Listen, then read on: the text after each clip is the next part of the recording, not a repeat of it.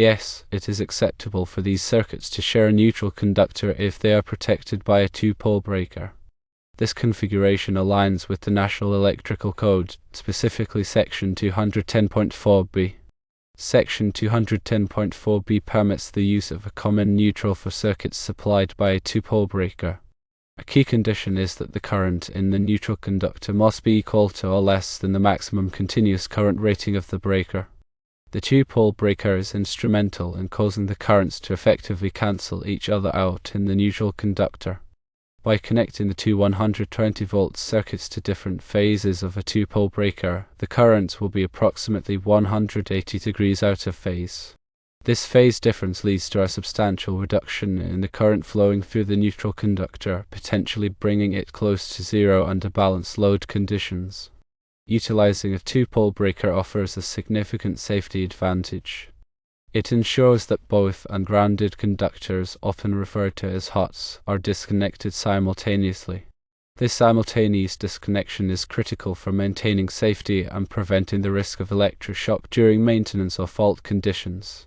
The implementation of different phases for the hot conductors accomplishes another important goal. It effectively balances the load and the electrical system. This balanced loading helps minimize the risk of neutral overload, a situation that can arise when the neutral conductor carries excessive current due to imbalanced loads. There are some additional considerations to keep in mind. Firstly, the two-pole breaker must be appropriately sized. It should be capable of handling the combined current demand of both circuits. This ensures that the breaker can effectively protect the circuits from overcurrent conditions. Secondly, the neutral conductor must be adequately sized.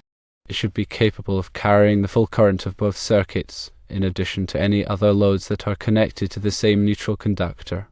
Proper sizing of the neutral is crucial for preventing overheating and potential fire hazards. Thirdly, the neutral conductor should be connected at the same point for both circuits. This connection point is typically located at the main service panel. Maintaining a consistent connection point helps ensure proper current flow and minimizes the risk of voltage imbalances. Considering all the factors, installing two 120-volt receptacles for separate cappuccino makers on a two-pole breaker, while sharing a common neutral conductor, is fully compliant with the requirements outlined in the National Electrical Code. It also ensures a high level of safety for the electrical installation.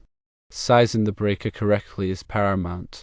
Consult NEC Table 310.15b16 for conductor ampacity based on insulation type and temperature rating.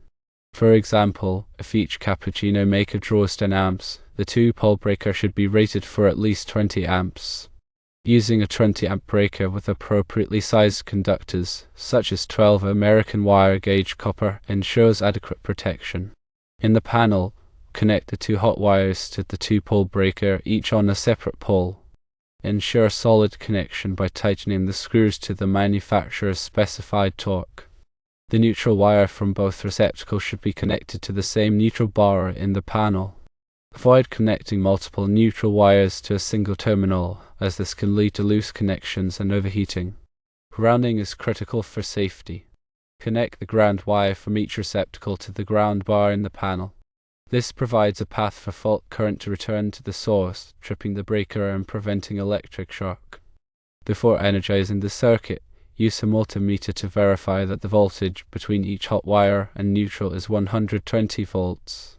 Also check that the voltage between the two hot wires is 240 volts. This confirms that the two-pole breaker is wired correctly and that the circuits are properly phased.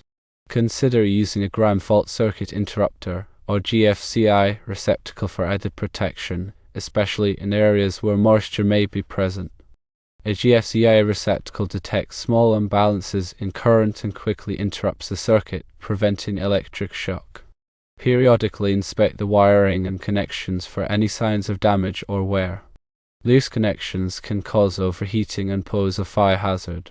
If you notice any problems, such as flickering lights or hot outlets, consult a qualified electrician.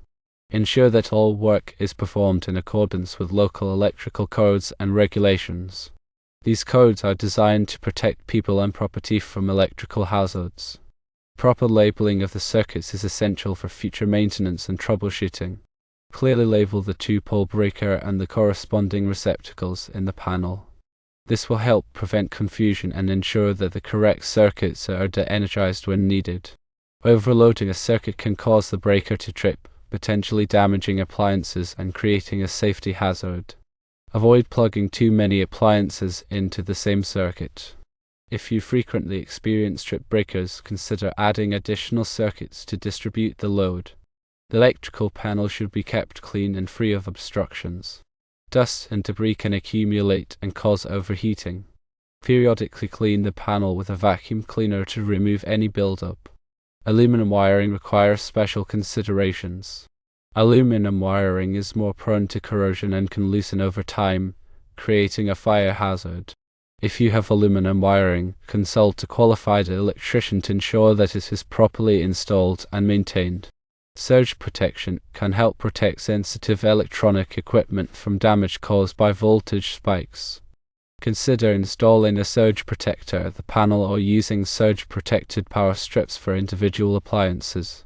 The National Electrical Code is updated regularly to reflect new technologies and safety standards. Stay informed about the latest code changes and ensure that your electrical installations comply with the current requirements. If you are not comfortable working with electricity, always hire a qualified electrician to perform the work. Electricity can be dangerous, and it is important to take precautions to protect yourself and others from harm. Follow manufacturer's instructions for all electrical equipment and appliances. Improper use of electrical equipment can cause damage and create a safety hazard. When working on electrical circuits, always de-energize the circuit at the breaker before beginning any work. This will help prevent electric shock. Use insulated tools when working on electrical circuits. Insulated tools provide an extra layer of protection against electric shock. Wear appropriate personal protective equipment, such as safety glasses and gloves, when working on electrical circuits. This will help protect you from potential hazards. Be aware of the potential hazards of working with electricity and take precautions to avoid them. Electricity can be dangerous, but it can be used safely if you follow proper safety procedures. Familiarize yourself with the location of the main disconnect switch for your electrical system. This will allow you to quickly de-energize the entire system in an emergency. If you smell burning plastic or see smoke coming from an electrical outlet or appliance, immediately de-energize the circuit and call a qualified electrician. This could be a sign of a serious electrical problem. Avoid running extension cords across walkways or under rugs. Extension cords can be a tripping hazard and can overheat if they are not properly sized for the load. Do not overload extension cords or power strips. Overloading can cause overheating and create a fire hazard.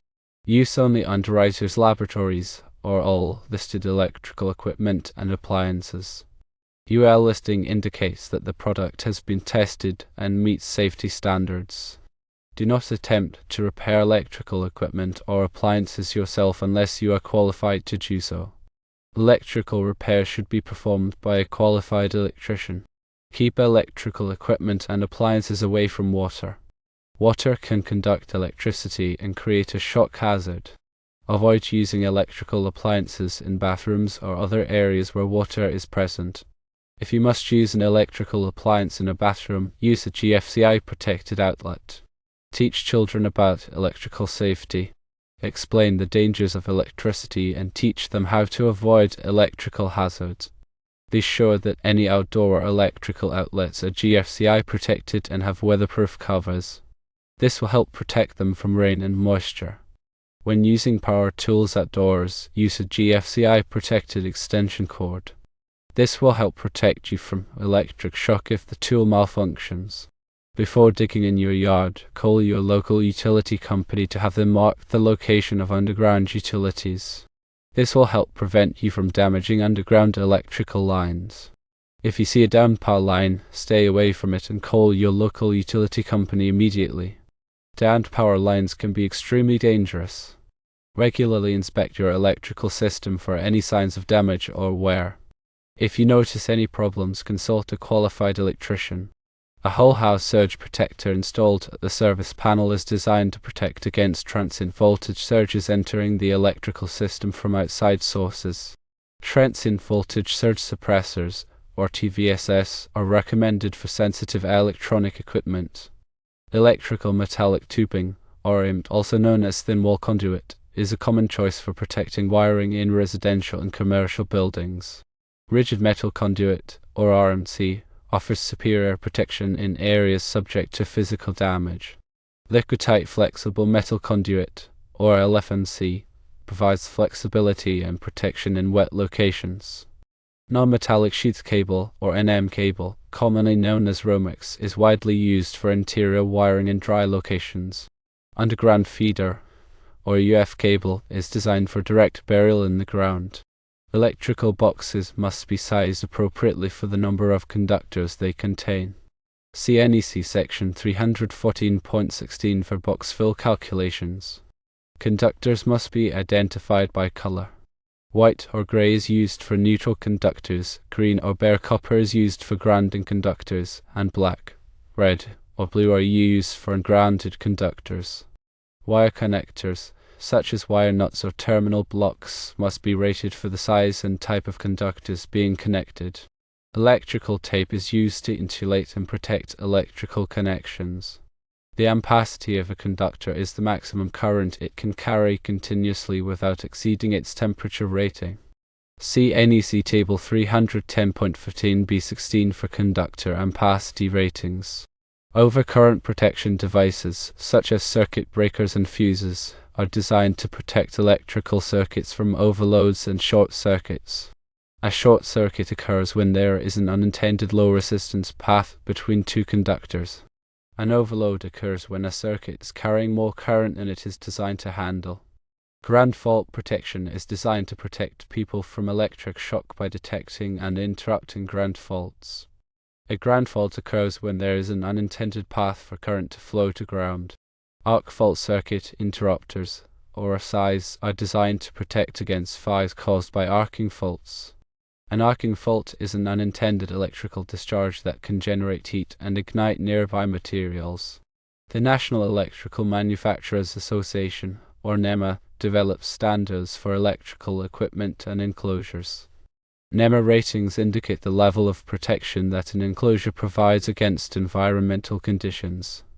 A kilowatt-hour, or kWh, is a unit of energy used to measure electrical consumption. Power factor is a measure of how effectively electrical power is being used. A low power factor can result in increased energy costs. Harmonics are distortions of the electrical waveform that can cause problems with electrical equipment. Electrical codes and standards are constantly evolving. It is important to stay up to date on the latest requirements to ensure the safety and reliability of your electrical system. Always consult with a qualified electrician for any electrical work. Electricity is dangerous, and it is important to take precautions to protect yourself and others from harm.